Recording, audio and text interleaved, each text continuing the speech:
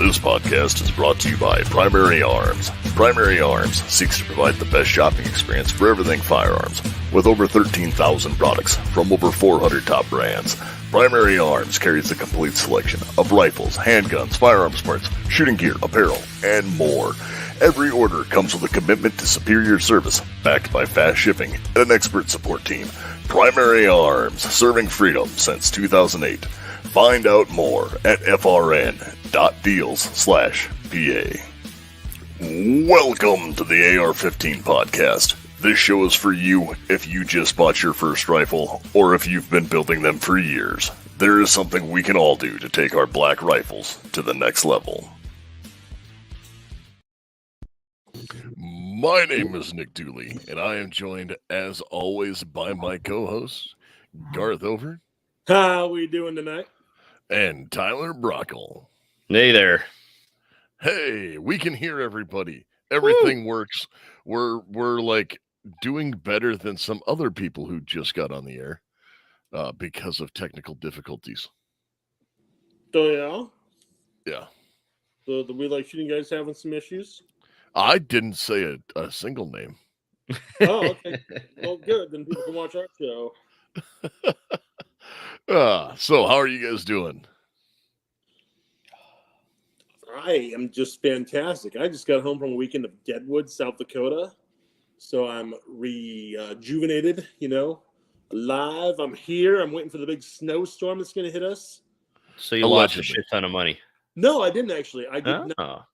I took $900 out, and I came home with $800, and I consider that a win because I paid for all my food and beverages with that $900.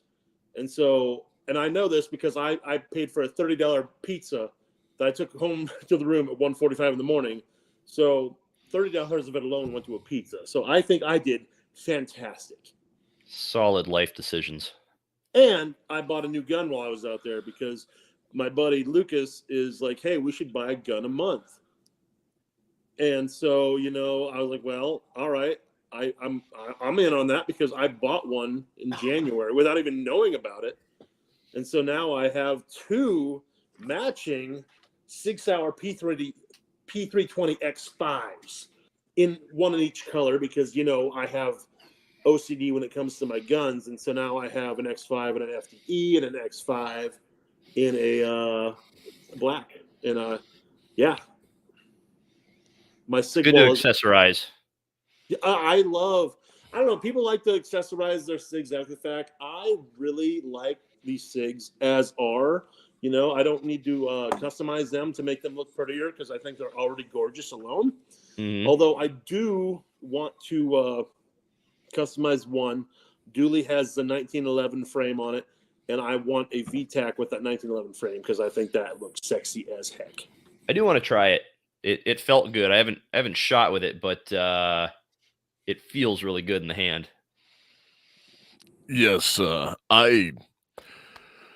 So Friday we went out and I put a couple hundred rounds through that setup, and it is cheating 100%. Well, I do have another question for you after you get done telling us how it's cheating.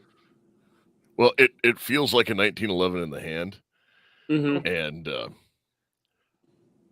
it, like, you wouldn't think they can get better, but they do. And that thing's just rock solid. No, I get it. Like, for the longest time, I didn't believe I needed a 1911. But now that the 2311 came out, and I was like, well, I don't want to spend that much money. But then, you send me that grip module, and that's cool. But now I might spend a mediocre amount of money because I will give credit where credit's due. And the We Like Shooting guys definitely had some gun gadgets this last week on their podcast. And I was really intrigued when I found out about the Platypus 1911. And now I got to Google it. I'll pull it up on screen. Please do.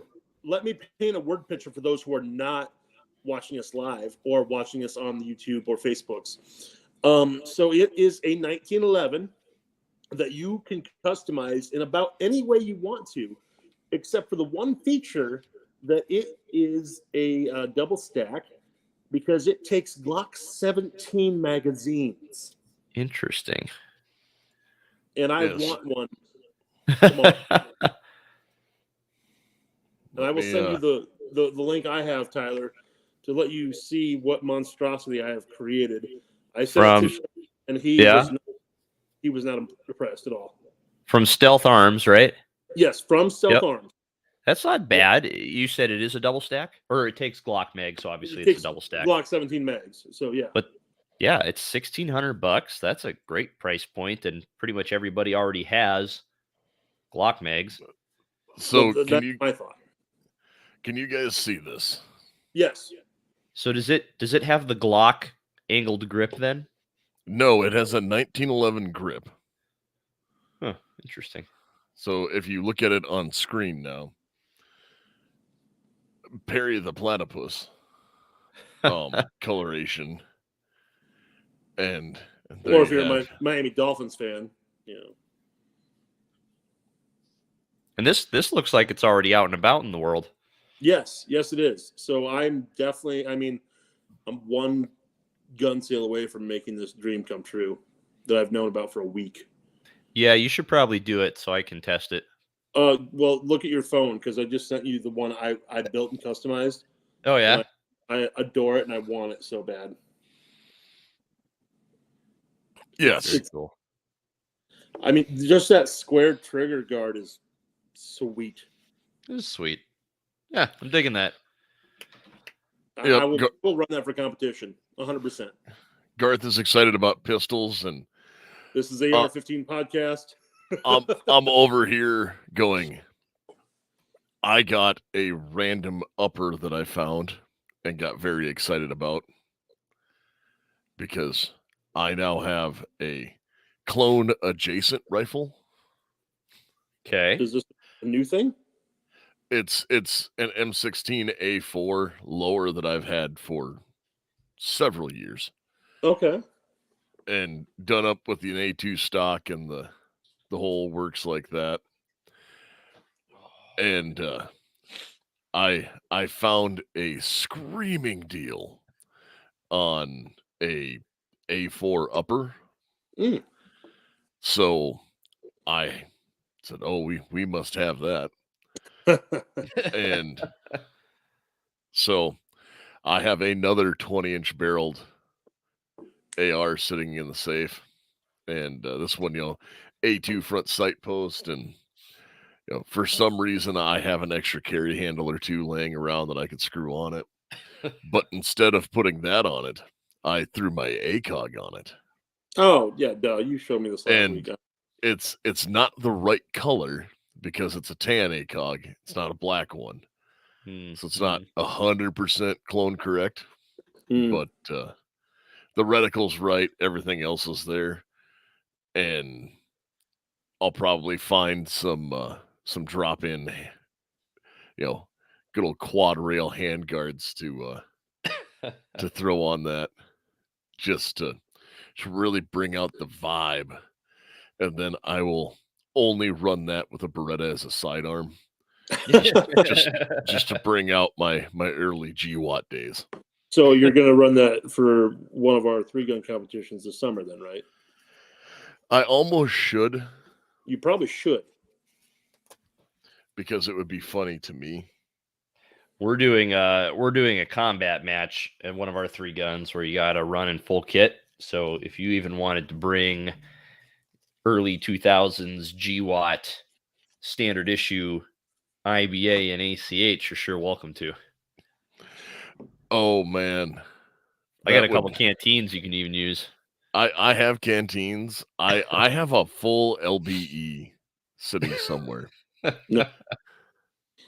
Just straight up, pistol mags, or rifle mags on the pistol belt with the suspenders. Yeah. Like the old, like, this is what we used in Vietnam. Oh, those are actually kind of comfortable. I have worn those before. Yeah. And they're not terrible. So I do have a set of those, or like a one of those setups laying around somewhere. Well, I mean, we could make this happen this summer, because apparently while I was away having fun this weekend, I was voted presidente of our shooting club. So That's how you get her done.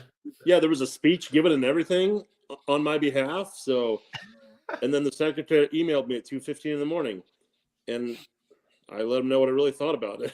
Bone sober, I'm sure. Oh yeah. So, oh boy, you guys want to see what I got?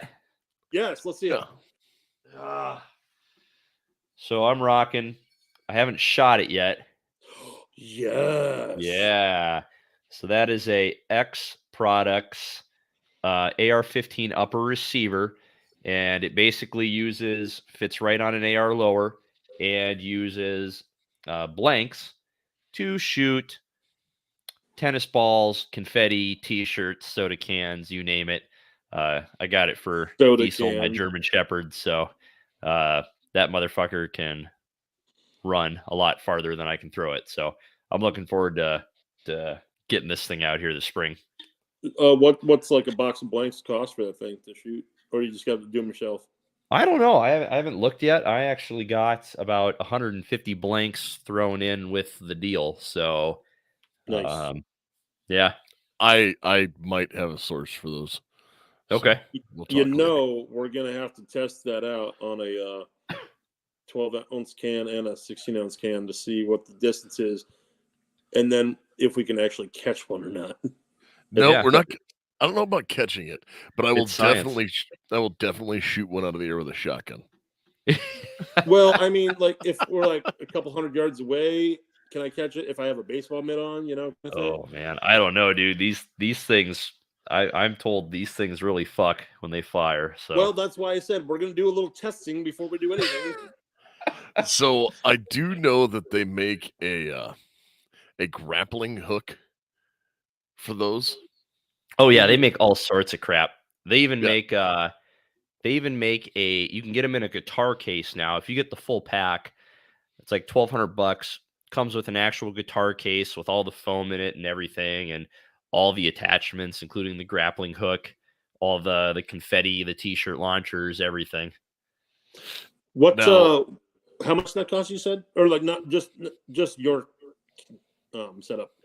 I bought mine at a gun show for $250, but I traded some ammo with it, so I actually didn't pay anything. Oh, nice. Okay, fair enough. So if you knew a guy who had a 3D printer, I'm told that one can make projectiles for those that are rather interesting. Allegedly. Allegedly. Might have to be doing some research later. Quite veiny.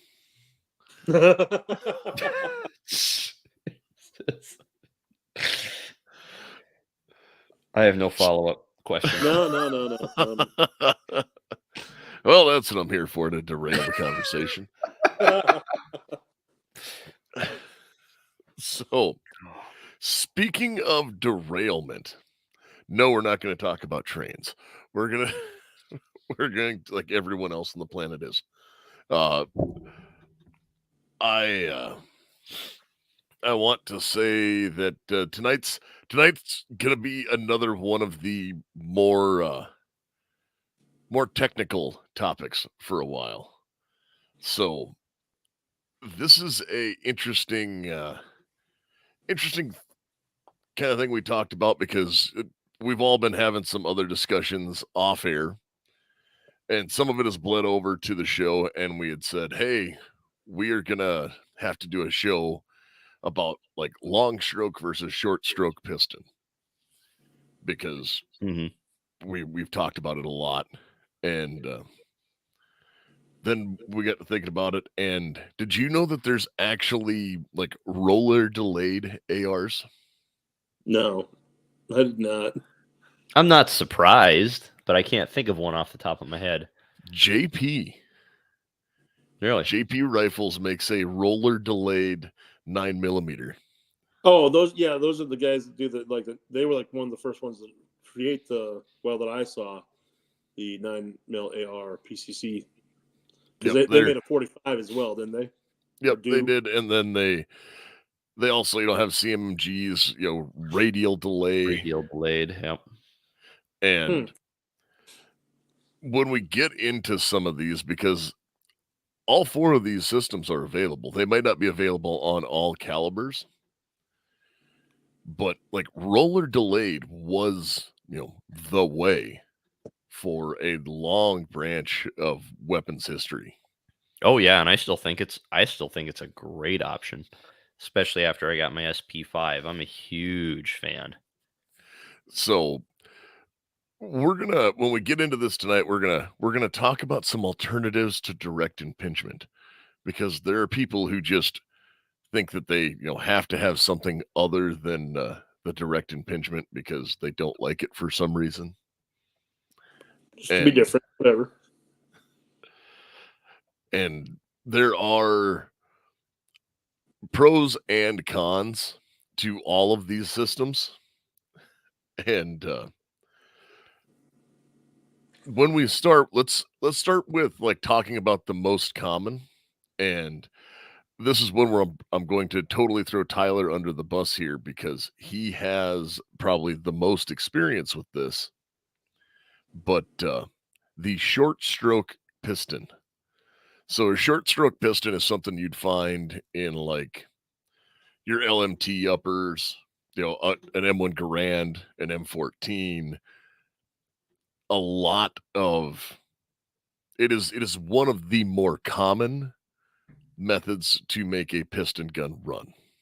And it's a lot of the piston kits out there that you can mod your existing rifle with are short stroke as well. Yeah, I'm not aware of any aftermarket long stroke. No, nope. So it's the one you commonly see when you see a rifle that is or PCC or whatever that is a piston gun. Yep. So Tyler, why don't you tell us a little bit about how short stroke pistons operate? Yeah. So it's fairly similar to direct impingement in the sense that once the projectile fires and travels down the barrel, the gas enters the gas block. Now, with a gas-operated rifle, normally that gas would travel back through a tube, and that's what would move the bolt carrier group.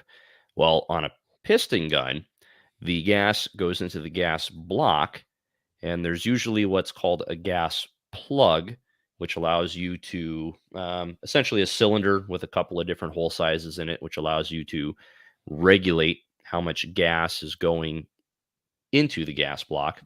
But essentially the gas, instead of going down the tube, it presses on a piston rod. That piston rod then has a spring to always make sure it comes back in place. But the gas presses on the rod presses on the BCG instead of the gas. Yep. So and this is one of those where I am going to be the staunch defender of direct impingement through all of this. And people and there's nothing wrong with direct. I mean, it's got its everything's got its pros and cons. But if you were going to suppress, this might be the way to go. Oh, it is definitely a lot nicer to run suppressed. And when we talk about this running as a piston gun, also realize there's an argument to be made that even though we're talking about the direct impingement gas system where the gas is directly shoved onto the bolt carrier, that still is kind of a piston system. Arguments could be made because you're using the bolt carrier as the piston. Yeah. And I think the biggest distinction here, though, is, and this is the reason why I like pistons, or one of the main reasons, I have just cleaned enough freaking M16s and M4s in my life that I'm sick of cleaning guns and really dirty guns. So because the gas is being essentially kept up in the gas block as opposed to being blown into the upper receiver, your weapon stays significantly cleaner and also cooler because those hot gases are up by the gas block. So that's originally why I got into it.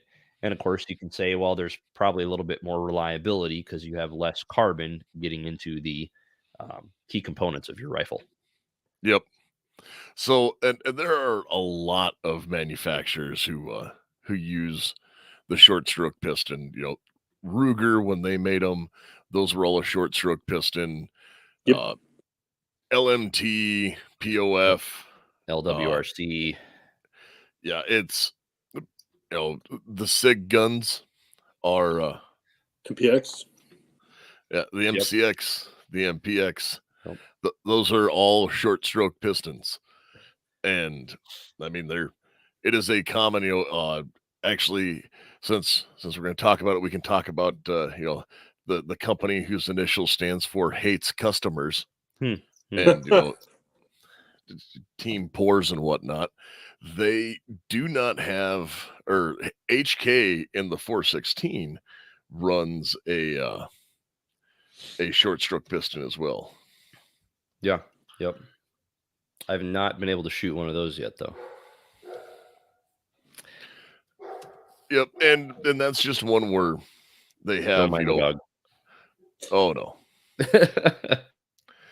But mine are upstairs and just getting with it as well.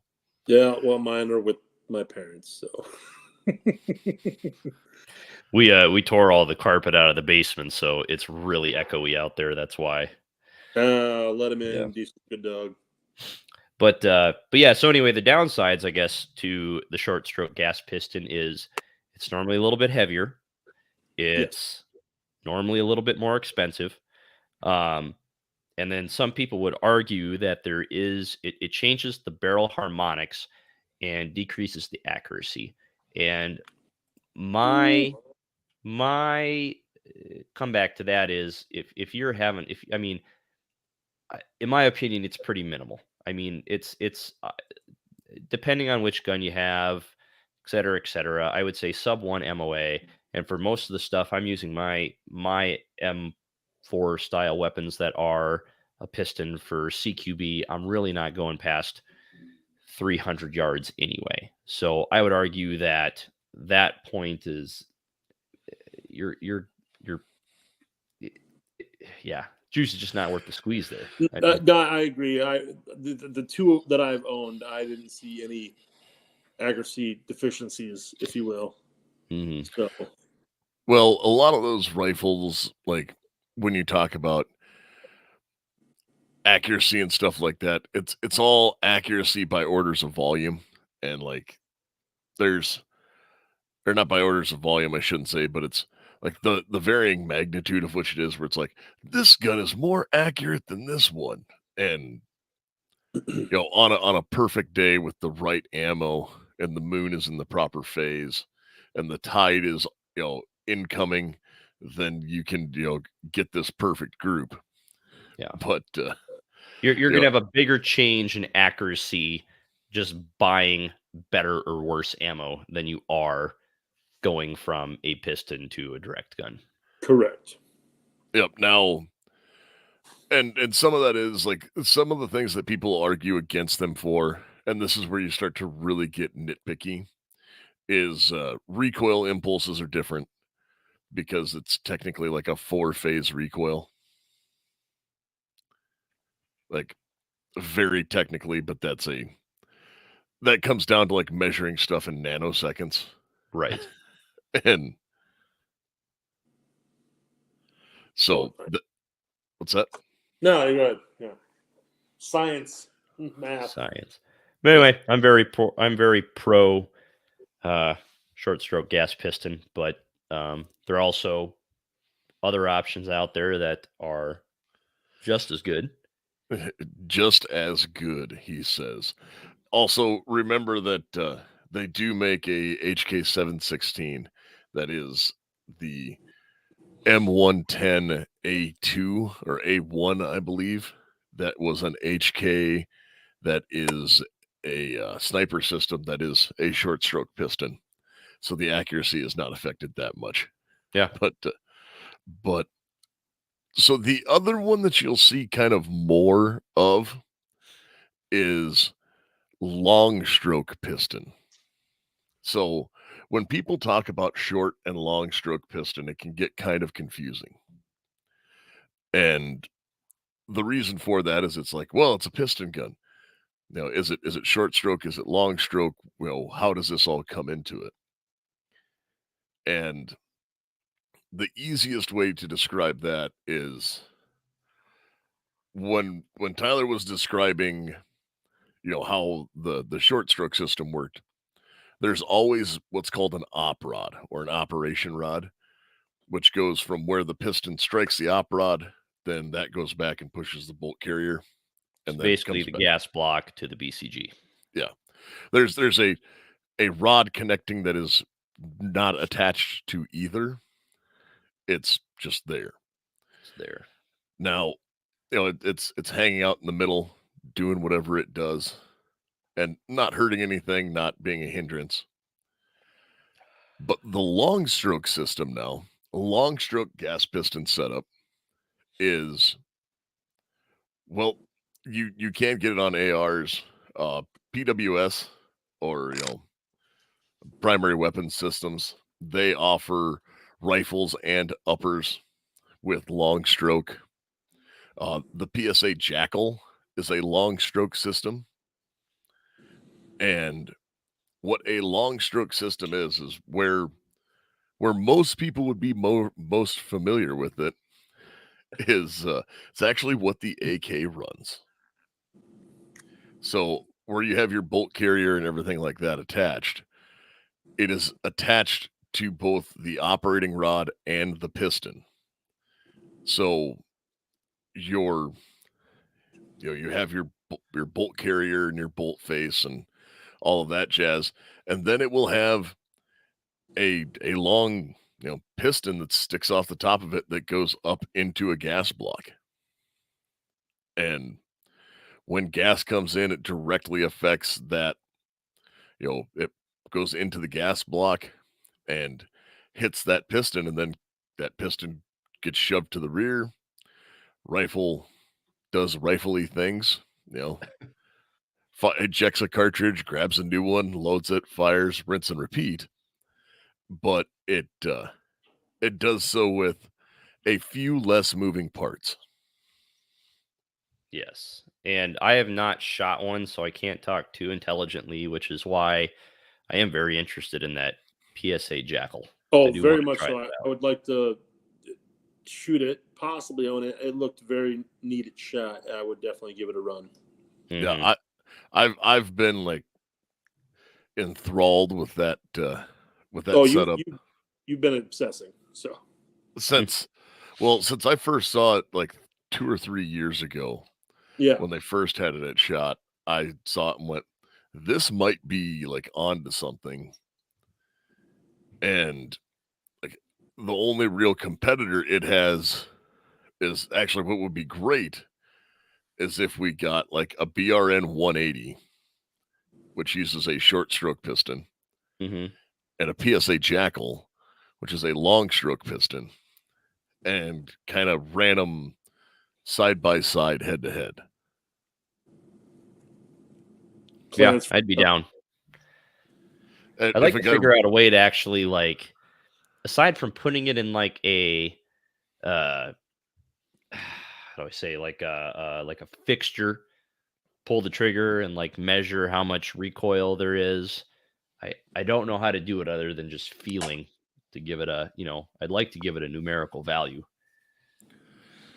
well, the only way that you could really do it was, well, there's two ways to measure it, because you'd have to measure like impulse, so time of thrust, the amount of time the recoil was spaced over, Yep. and then accelerometer to see like how many newtons or joules or however you wanted to measure it of force were applied. Right.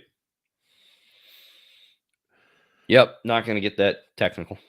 no. So like I'm sorry, I blacked out for a second. Did I?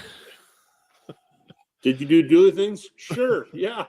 But no, there. When we were talking about the long stroke versus short stroke, there is people who will, or are people who will make the argument that a long stroke is more reliable than a short stroke piston setup. And it's technically one less component because you're combining the op rod with the BCG and the piston. Don't forget the piston. Yeah. Yep. Well, essentially when you say the piston, so in a long stroke, the gases are basically directly pushing on the bolt BCG. carrier. Yep. Yeah, it's just the gas key from your AR just runs a lot further up that gas tube. Right. But that is the difference, and people will point to obviously the AK for it. But if anybody has never taken apart an AK and saw how that bolt looked, if you ever served in the military in like the last 30 years and had an M249 saw or an M240, both of those are long stroke piston guns. So that ultimate reliability and all that, that's what we use on our belt feds. And it is very effective. There isn't a lot of, there isn't hardly any carbon that gets back into the chamber or action area. It's all contained, in that kind of piston at the front and then on that gas key. Mm-hmm. So that is just one of those things where when we get into like, oh, it's a piston gun. Well, is it long stroke or short stroke? And when people start to look at you cross-eyed, now you kind of have an idea of what the difference between the two is. Yep. Because like, we're not going to talk about shotguns where it's like, so is it inertia driven or is it gas driven? Mm-hmm. Because those are all, different methods of running it as well. You can explain it to the audience? I do inertia.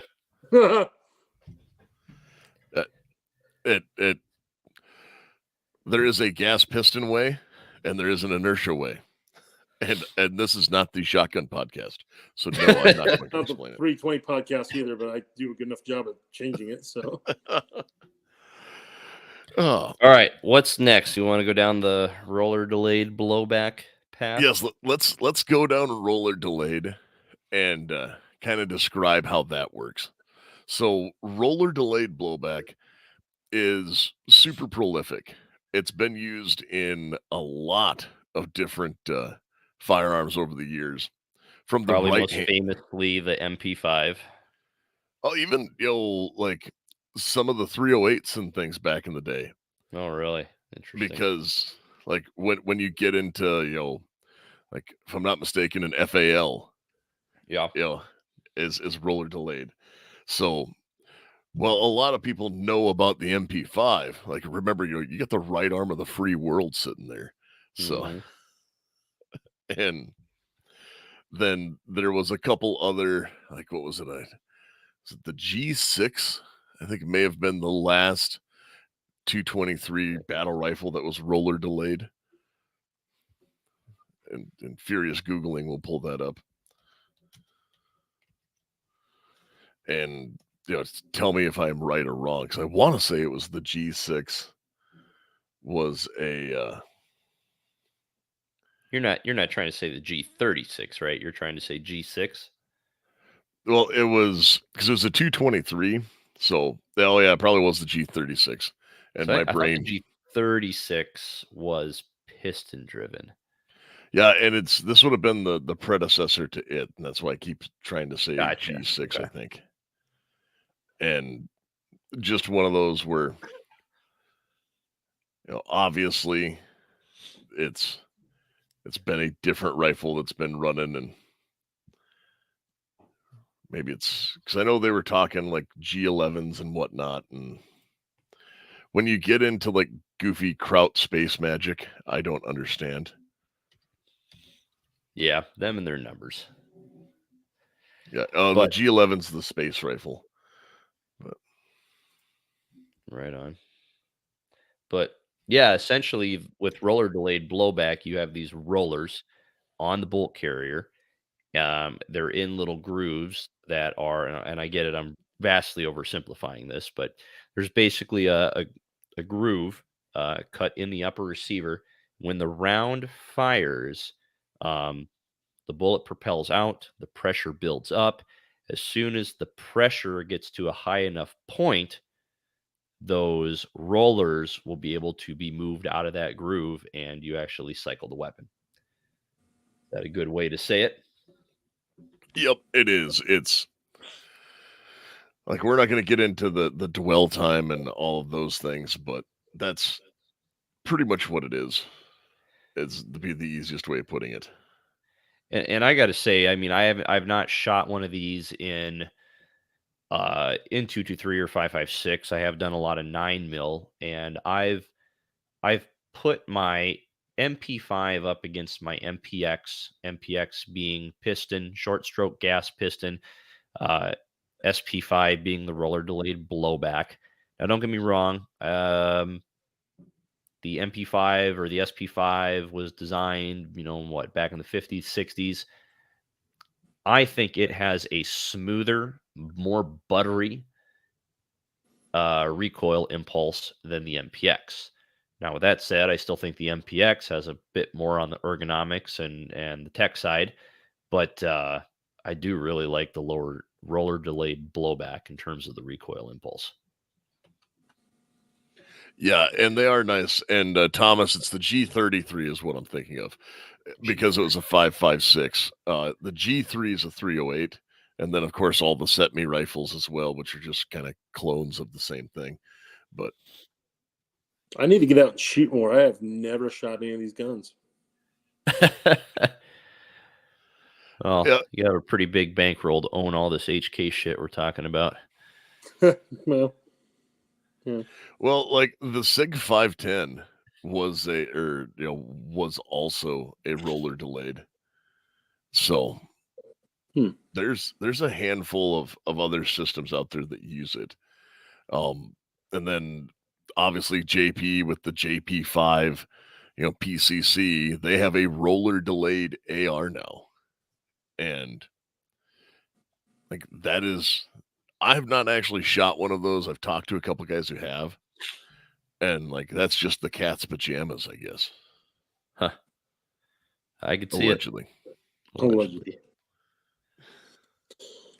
Dooley, the one thing I can say is these different guns that we're talking about tonight, there's one thing we could say they have in common if you were to slap a nice VZ grip on them.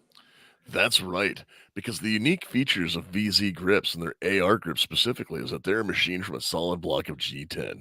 And G10 is great because it's durable and doesn't get slippery when covered with mud, blood, or sweat. The 17-degree grip angle and wide variety of textures from mild to extreme and color options available. 1911 grips with extreme customizability. Standard slim palm swells, thumb notches, safety cuts, bottom profiles, and more. More than 25 textures and 27 colors are available. Get your revolver grips. Get your 1911 grips. You can even find them for my beloved Berettas. Now, this code is good for 15% off all handgun and rifle grips. And that code is AR-15 pod. Well done. Do we now want to venture into the new radial delayed blowback that came out from CMMG? Yes. So CMMG has, now this I have shot, and I would put it up against almost anything else for how smooth it shot. No. And the radial delayed, obviously, like we just talked about roller delayed. And one thing that we should kind of talk about maybe is we delay in firearms. So where you have blowback operation, like most PCCs are, where it it blows back.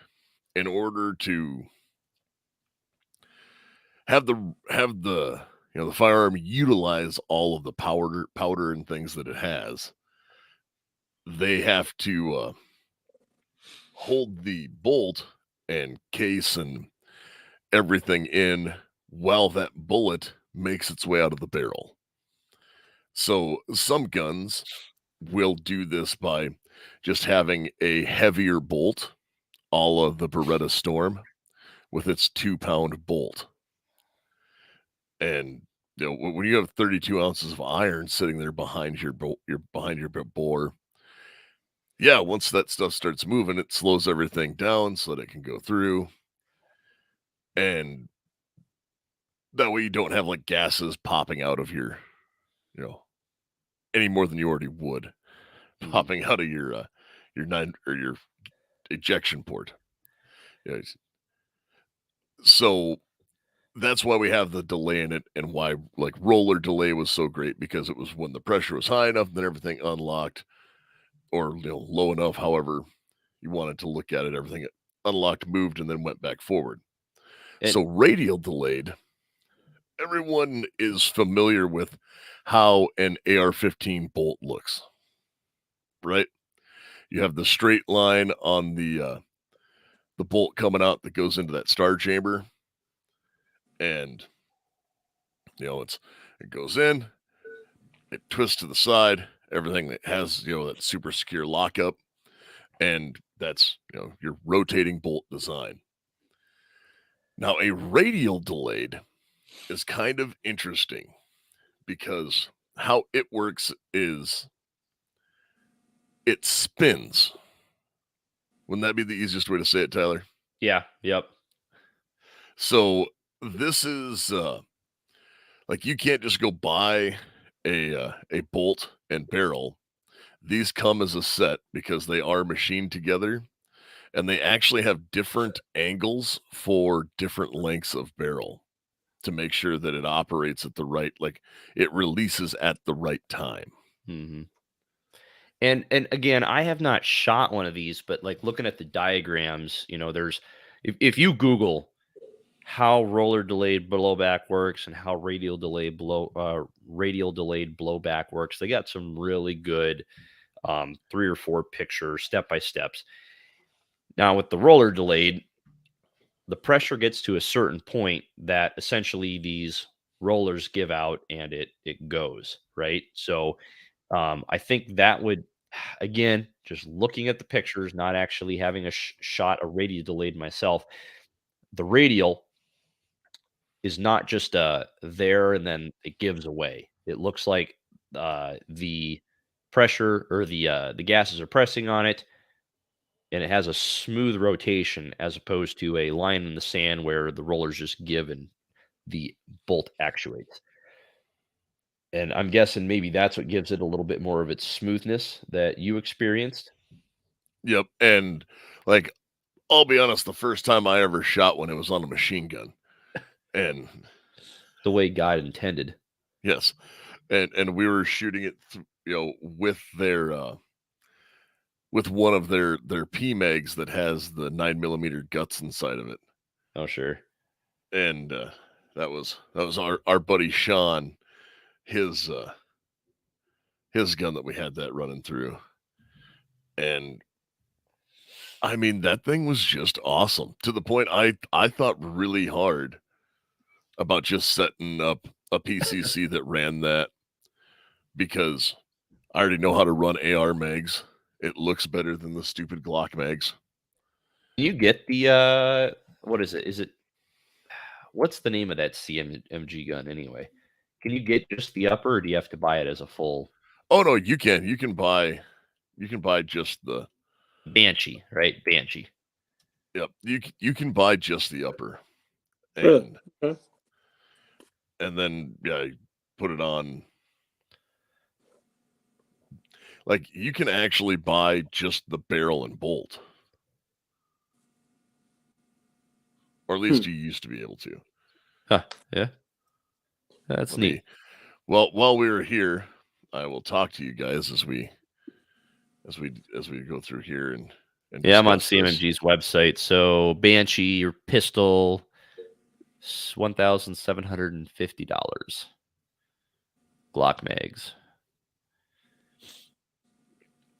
And while you're Yep. Googling that, one thing So go the ahead. barrel and BCG kit for the like, this is one of those where you go through.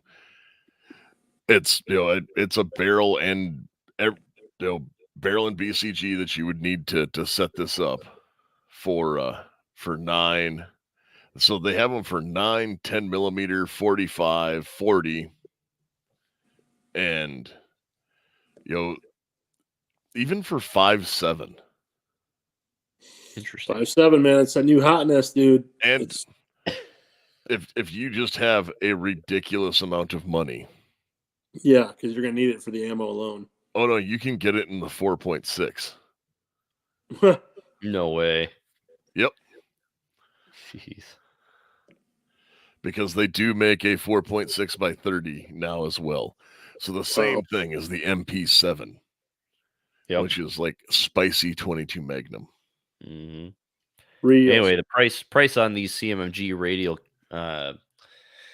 kits, right around $450 to $500, depending on which one you get. Yep.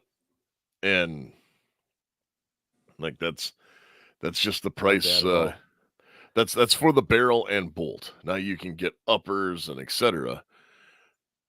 Now the one kind of cautionary tale with this is, I know that you have to look and be kind of careful if you're going to adapt those to another PCC, because they really want to run on a standard AR lower and then have that ejector built into the mag, like their 9 millimeter AR mags.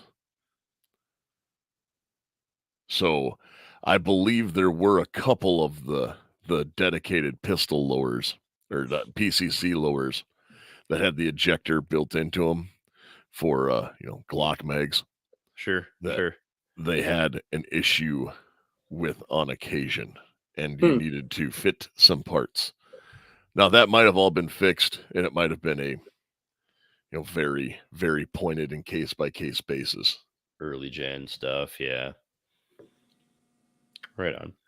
There's one thing I do want to talk about, and it's been a while since we've mentioned it, but when it comes to all this roller delayed, radial delayed, and we've been talking a lot about like pressures, right? So understand when a round fires, if we look at a graph, the x-axis being the length of the barrel, and we'll start out at 1, 2, 3, 4, go all the way up to 24, 30 inches, right? And then your y-axis is your pressure. When that round fires, that is not the peak pressure. The peak pressure actually happens a little bit further down the barrel. And this is especially true for rifle rounds. 9 millimeter has a higher flash point, so it tends to increase and hit its peak pressure sooner. But essentially, when you have these companies that are trying to figure out, where to place the gas hole in the barrel, or we talk about once the pressure hits a certain point, it overcomes the rollers or the radial delayed stuff. Note that round has already traveled a few inches down the barrel, and so that's where the delay comes from. You have to let that pressure build up, and then you hit a certain point, several inches down the barrel, and your pressure will begin to drop off, because the volume that gas is expanding in as your round travels down the barrel is increasing. Now, that doesn't mean that just because the pressure's dropping off means that the velocity is, but just note, for a little bit of nerd fun fact, that graph. Yeah. And you can Google it. It's I guess I maybe I'm doing a real shitty job of trying to explain it over the radio. But you are, but it's as you were saying, as that bullet travels down the hole, the space in which that pressure is contained in gets bigger. So The volume, like the volume gets the, bigger. the volume gets bigger.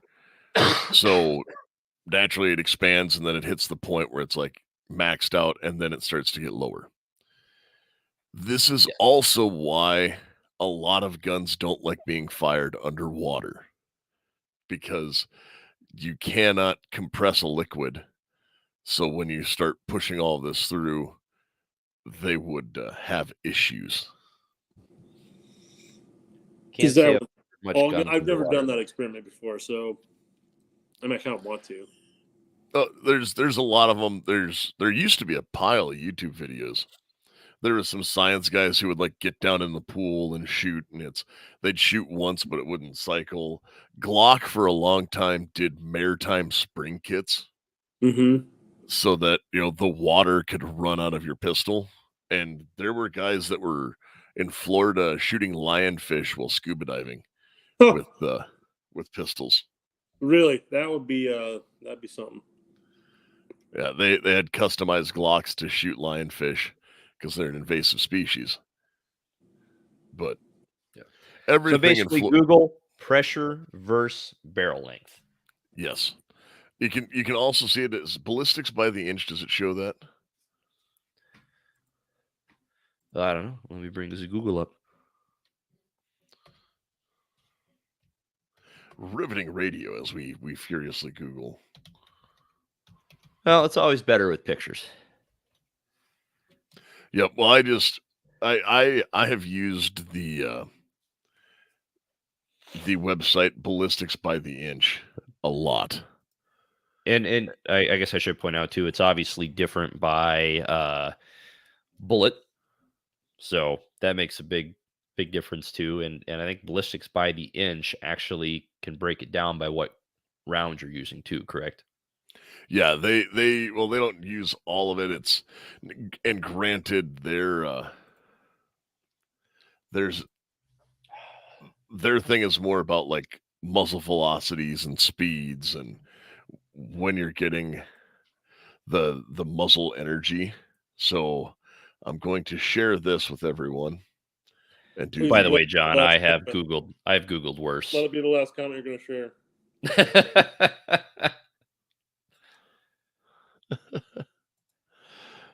Yes, I've seen some of Tyler's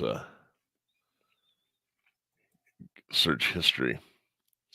So if you guys look here, you can see kind of how this, as it goes up, you have your pressure spikes, which is your muzzle energy. And this is like an inverse, showing how the shorter the barrel is, the more of that will blow out with the 223. And as it goes up to the point where you have the diminishing return. Mm-hmm. So interesting stuff. Yeah, I recommend, if you guys haven't done it before, Google that. It's a hell of a rabbit hole to go down, and it's pretty interesting read. And once you kind of understand that stuff, it kind of affects when you're choosing like barrel length and caliber. yes, and even into rifling, it will start to affect that, because if you know what rifling you're running, then you know like what weight bullet and ammunition to buy. True that. Yeah. Because, well, yes, 55 grain 223 does run in about anything. There is a big difference between a 1 in 7 twist and a 1 in 9 twist. Mm-hmm. Is there a 1 in 12? No. What twists are there? Luke and I were having this discussion on the way out to Deadwood. Okay, get ready for this, because 1 in 12 is actually what the original AR was first put in. It was a 1 in 12 twist out of like a hunting rifle.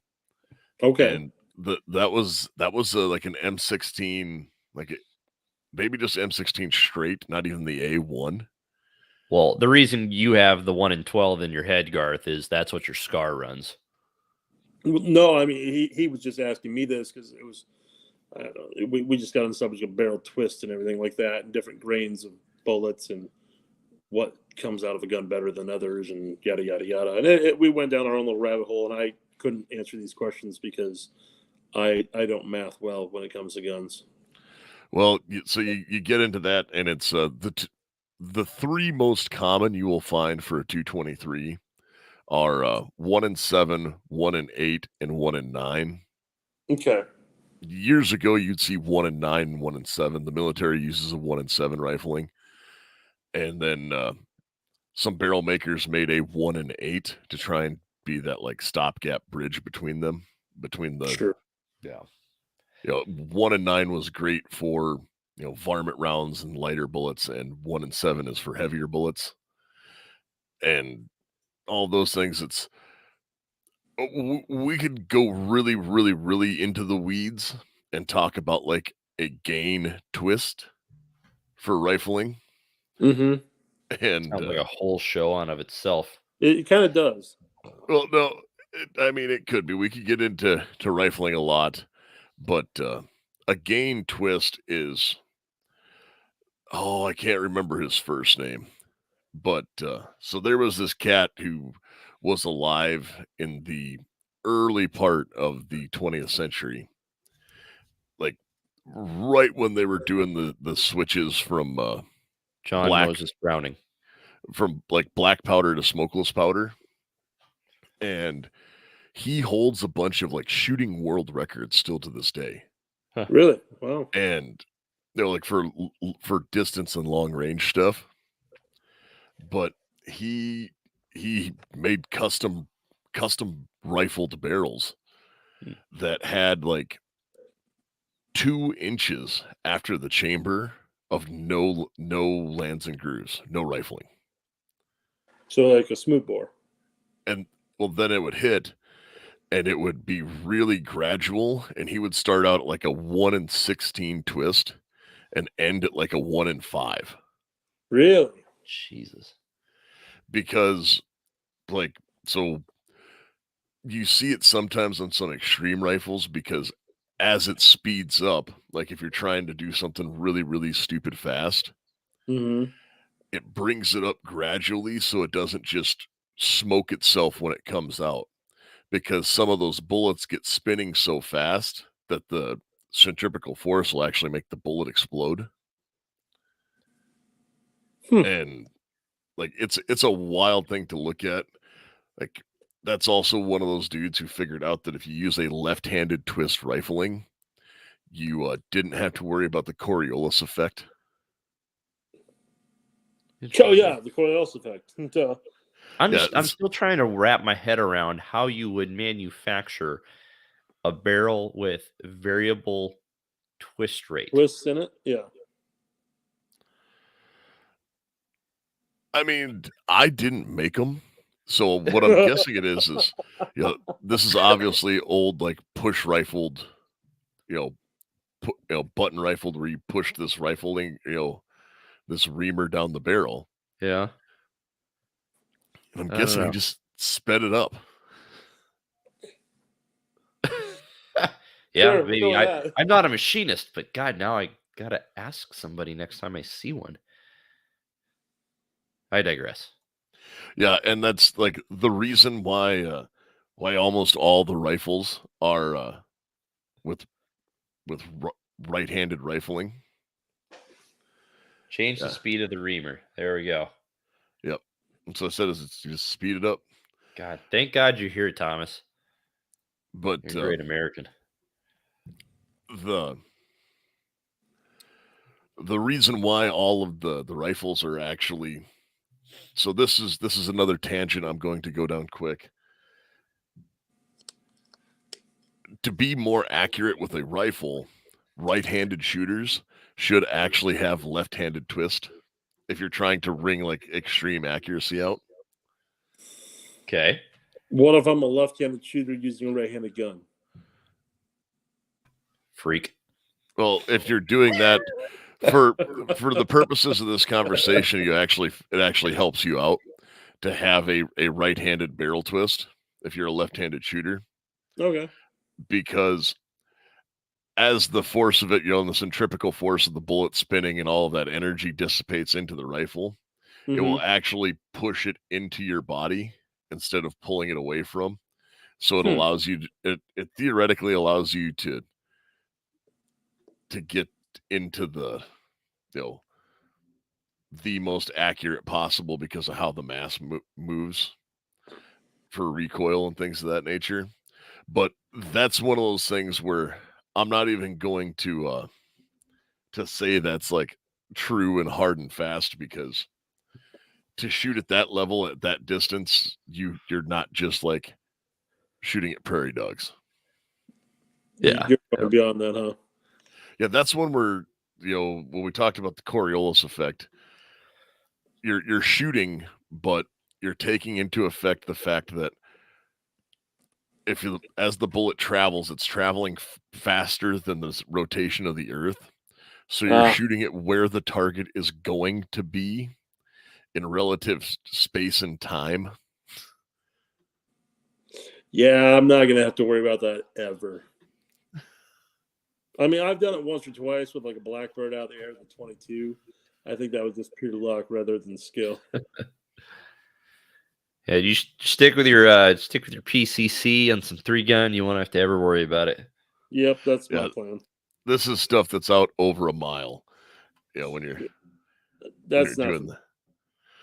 doing that. But one thing you might want to do? What's that? Let's keep you and your loved ones safe in these uncertain times. Whether you're looking for a full kit setup or just to upgrade the equipment you already have, then you need to look no further than Predator Armor. Quality American-made armor and accessories, not some cheap junk from across the Pacific.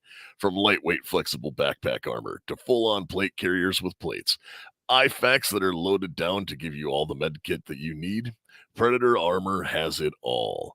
Use code AR-15-10 for 10% off. One of the favorite things I like to do with my armor is I like to deck them out because I like to be seen. And so I use a lot of patches from Patriot Patch. PatriotPatch.co, guys. They have a lot of patches. And I like putting my blood type on there because if I ever get shot, I want someone to know my blood type. I also have one that says full retard because that's usually what I go as.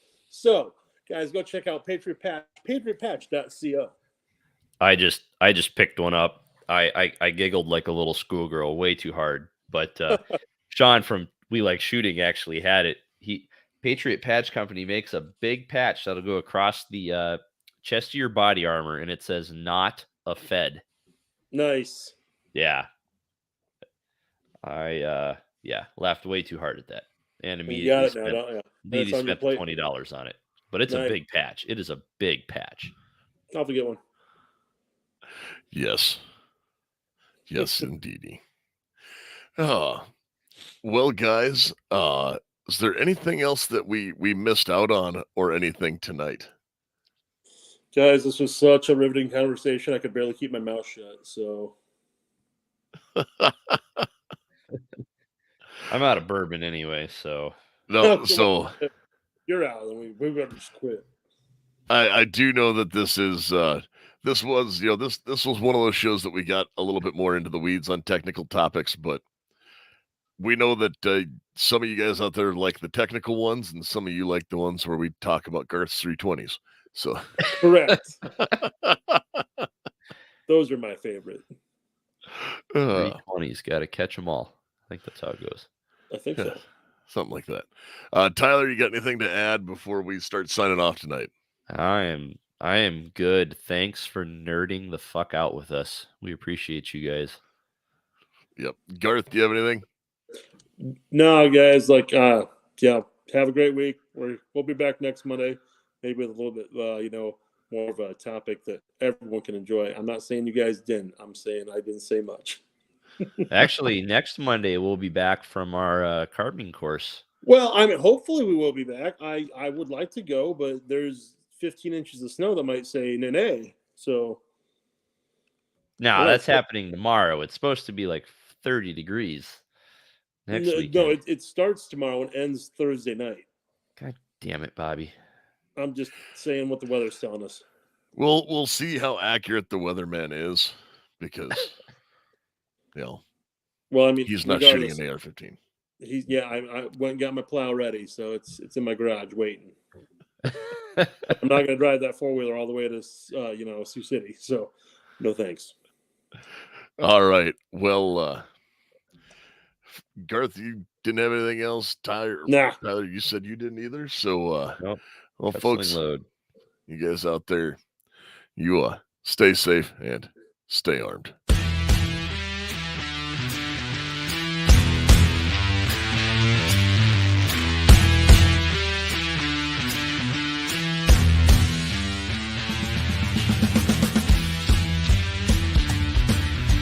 Do you want to support the show? Subscribe and interact on social media. AR-15 Podcast on Instagram and YouTube. AR-15 Podcast on Facebook. AR-15 Podcast 2.0 at gmail.com if you just want to drop us a line. Find us online at firearmsradio.net. Click through our sponsors and support the people who support our show. Primary Arms, VZ Grips, Predator Armor, TacPack, and Patriot Patch Company.